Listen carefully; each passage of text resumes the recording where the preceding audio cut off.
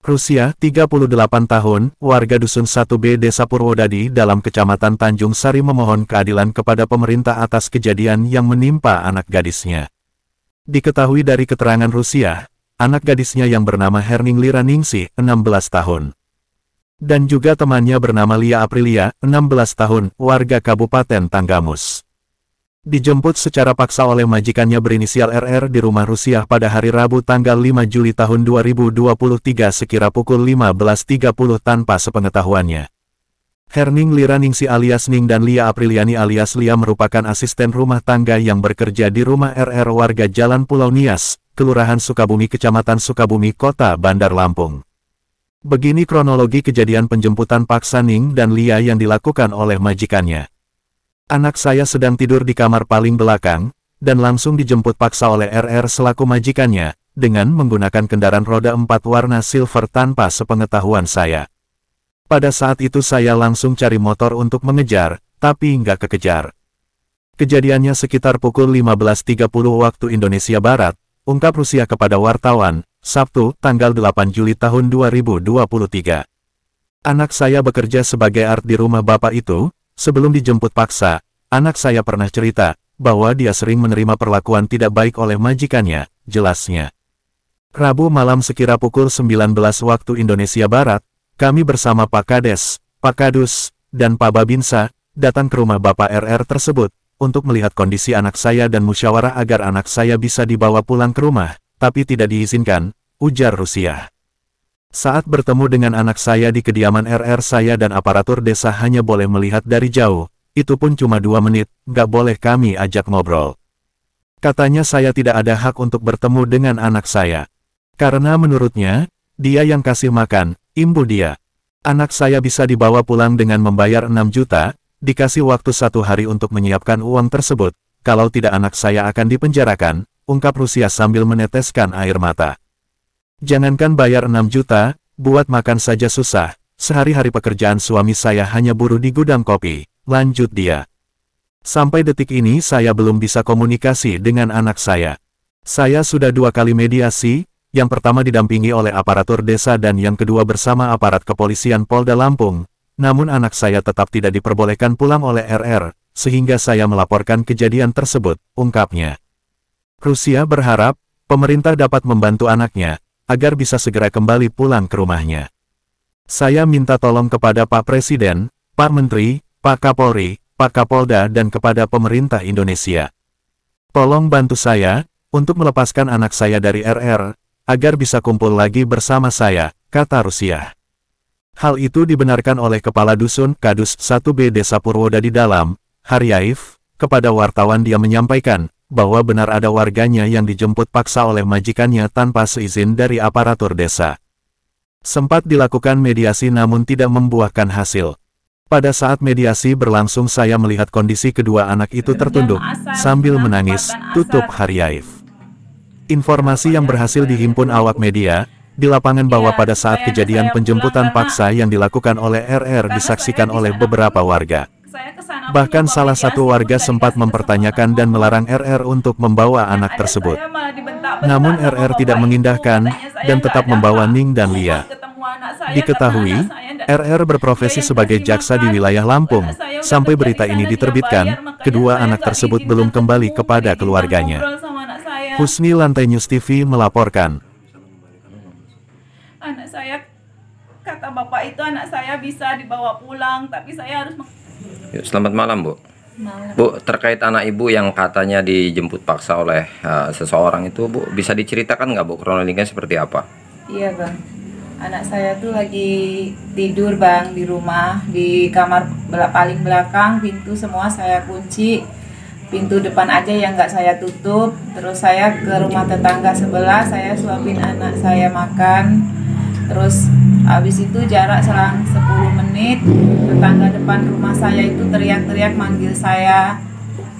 Bilang kalau anak saya itu dibawa sama orang, dimasukin mobil, dan anak saya itu dalam keadaan nunduk, nggak pakai sendal. Nah terus orang itu tuh langsung jalan aja. Anak saya panik, saya dipanggil, saya langsung lari, saya cari motor, saya langsung ikut kejar, cuman nggak kekejar, jadi saya langsung ke rumah Pak Kadus. Saya bilang sama Pak Kadus, terus sama Pak Kadus dibantu ngejar, ternyata udah nggak kelihatan mobilnya. Akhirnya saya laporan ke Pak Lurah. Mobil apa Bu yang digunakan Bu? Mobilnya kurang paham ininya, yang tahu saya warnanya warna silver. Saya nggak ngamatin, orang udah jarak jauh. Jam berapa itu Bu? Sekitar jam setengah 4 sore asar. Anak ibu sama siapa waktu itu Anak tidur? saya sama teman dia. Nah, hubungan anak ibu dengan bapak ini yang jemput ini apa? Anak saya kerja di rumah bapak tersebut, kerja sebagai ART. Nah, sebelum kejadian dijemput, anak saya udah cerita kalau anak saya tuh di sana sering ngalamin kekerasan, sering dibentak-bentak, sering dibego-begoin. Pokoknya kalau ada sedikit aja kesalahan kerja di rumah tangga itu, anak saya yang dibentak, yang dipukul. Terus upaya apa Bu yang sudah ditempuh Bu? Saya udah mencoba ke kelurahan bersama kelurahan bersama Pak Kadus, Pak Kepala Desa, datang ke rumah bapak tersebut untuk mencoba mediasi, tapi ternyata kami di sana tidak dikasih kesempatan buat ngomong. Bahkan buat ketemu anak saya itu pun cuman sebentar aja, cuman boleh lihat aja dari jauh, nggak boleh kami ajak ngobrol, kami tanya-tanya, itu pun cuman sebentar aja. Berapa menit anak ibu dikasih lihat ke ibu? Nggak ada, 2 menit nggak ada. Nah, itu kenapa nggak boleh pulang? Kan ibu jemput pulang nih tujuannya sama Pak Kades, sudah didampingin. Kenapa nggak boleh pulang? Karena anak saya itu kerja di sana, katanya buat keteledoran. Nah, keteledoran itu anak saya dinyatakan sama bapak tersebut, katanya anak saya ngerusakin alat buat penghangat air. Cuman anak saya bilang katanya alat itu masih dibuat mandi, nggak rusak. Cuman anak saya disuruh ganti baru dengan suruh bayar 6 juta. Saya jangankan buat bayar 6 juta, buat makan aja susah hari-hari. Suami saya cuman buruh di gudang kopi. 6 juta itu untuk bayar itu alat yang rusak atau? Iya, 6 juta itu buat bayar alat yang rusak. Terus pas kerja itu anak saya ngambil HP, dibeliin HP karena HP anak saya rusak. Hutang HP, Iya, dihutangin hutang sama HP. ini. Utang HP itu kalau anak saya bilang HP itu harga 2.600.000, anak saya udah cicil 2 kali 300 tiap bulan, potong gaji, nah sisa 2 juta, tapi di sana dinyatakan utang anak saya 6.200.000, yang 3.200.000 HP, yang 3 juta itu pergantian alat sama temennya. Harga alat penghangat air itu harganya 6 juta, cuman dibagi 2 sama kawan dia. Kan di sana kerja ada 4 orang kan. Nah, yang dua itu ngomong anak, nah yang 2 bersih-bersih rumah. Jadi sampai detik ini Ibu belum bisa komunikasi dengan anak Ibu? Sampai detik ini belum bisa komunikasi.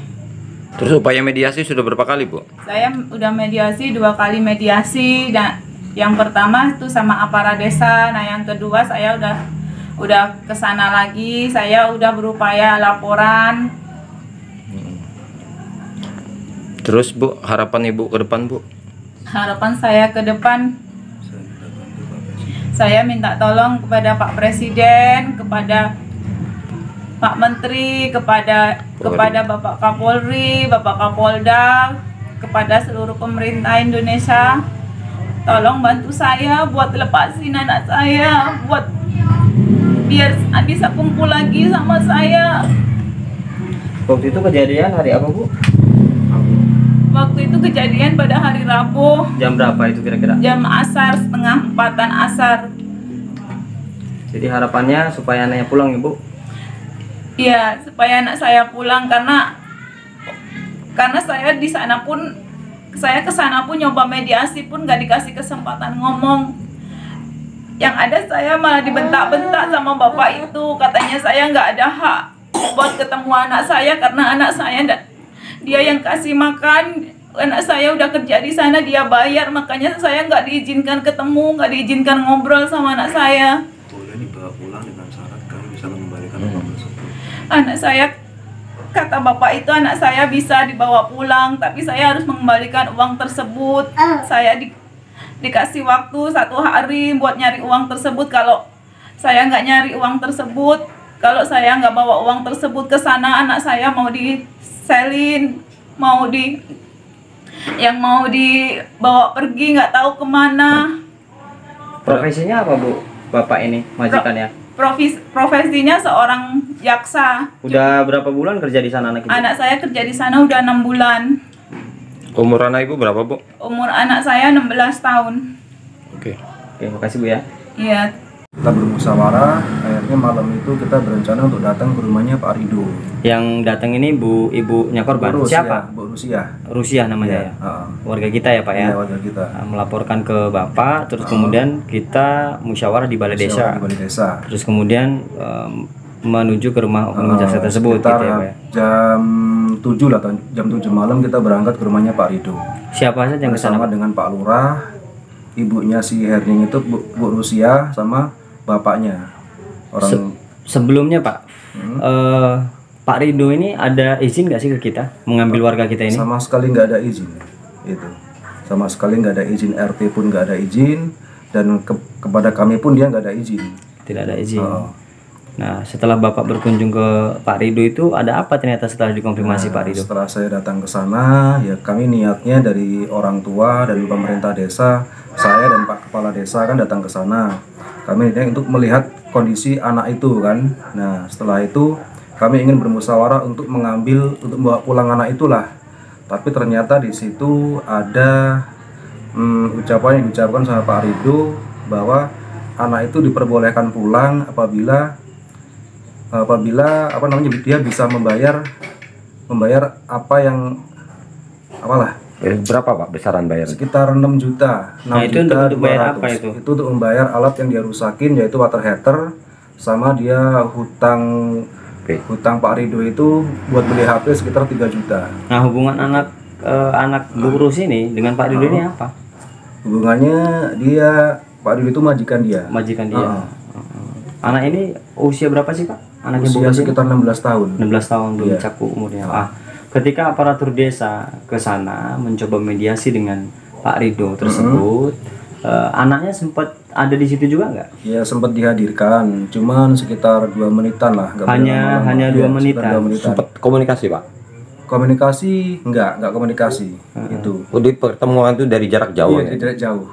Cuma diperlihatkan. Cuman sekitar jarak 3 meteran lah, 3 meter 2 meter itu kan diperlihatkan itu kan. Dan nggak sempet ya salaman gitu Nggak sama sempet. Pak Kades, semua Nggak sama sempet. ibunya juga nggak Nggak sempet. sempet. Cuma Dan diliatin itu, doang, udah itu masuk. Iya, dan itu langsung dimasukin lagi. Kondisinya itu tertekan kah? Dugaannya Pak menunduk atau gimana? Ya kondisinya dua-duanya nangis. Cuman untuk yang lebih jauh lagi kita kurang paham juga. Karena langsung masuk gitu ya, karena Pak? langsung masuk dan kita juga pun nggak mendekat, nggak ngobrol juga itu kan, cuma lihat kondisi keadaannya aja, fisiknya aja itu. Nah, setelah itu pulang. Pemerintah desa pulang. Nah kami setelah itu karena kami dengan untuk membawa pulang anak itu nggak bisa, dengan syarat harus mengembalikan uang tersebut, jadi kami pulang untuk bermusyawarah di rumah. Bermasalah di Iya. rumah. Jadi versi Pak Rido, kalau ada uangnya anak ini pulang. Iya. Seperti itu ya Pak ya. Iya. Itu. Bahkan Pak Rido sendiri bilang, umpama ibu ada uangnya, ibu ngabarin saya, anak ibu saya antar ke rumah. Akan diantar secara Iya, langsung ke rumah. sama Pak Rido. Terus Pak, harapan ke depan terkait permasalahan ini, harapan Bapak sendiri seperti apa Pak? Harapannya kami ya sebenarnya kalau semuanya untuk mengambil warga kami untuk kedepannya, apabila ada warga kami yang bermasalah, harusnya izin dengan Pak RT ataupun kepala dusun ataupun di desa. Itu harusnya tidak ambil secara paksa seperti itu. Itu. Oke Pak, dengan Pak siapa tadi Pak? Pak Haryaif. Pak Arya ini kepala dusun ya? Iya, kepala dusun Desa Purwodadi Dalam ya? dusun 1B. Oke, terima kasih Pak ya. Iya.